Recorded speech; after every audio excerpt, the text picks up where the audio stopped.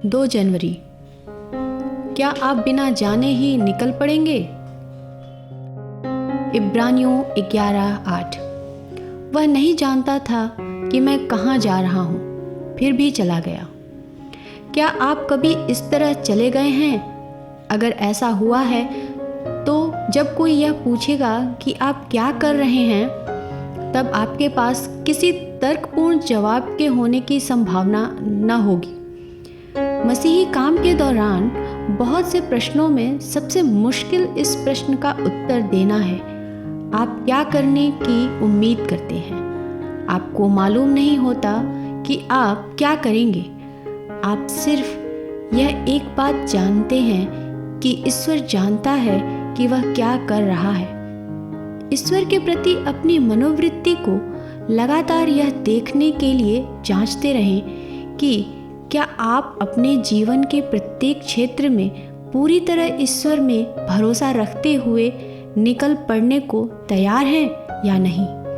यही मनोवृत्ति है जो लगातार आपको हैरानी की दशा में रखेगी, क्योंकि आप नहीं जानते कि ईश्वर अब आगे क्या करने वाला है।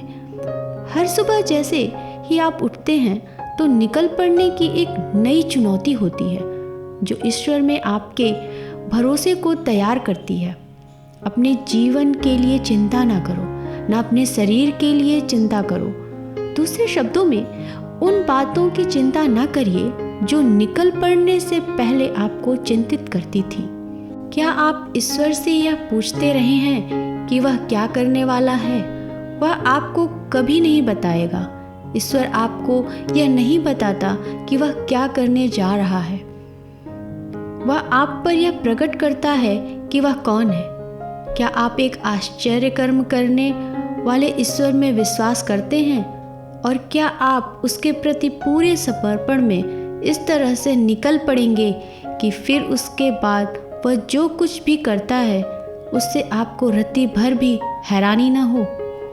विश्वास करें कि जब आप उसके एकदम पास होते हैं तो ईश्वर हमेशा ही वैसा ईश्वर है जैसा आपने उसे जाना है, और तब विचारें कि चिंता कितनी अनावश्यक और निरादर से भरी है।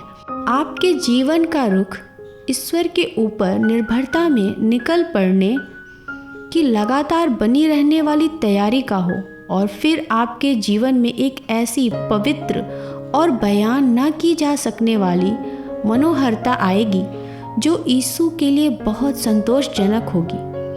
आपको अपनी मान्यताओं, धार्मिक आस्थाओं या अनुभवों में से होते हुए तब तक निकल पड़ना सीखना होगा जब तक कि आप अपने विश्वास में उस बिंदु तक न पहुंच जाएं जहां आपके और ईश्वर के बीच कुछ न हो।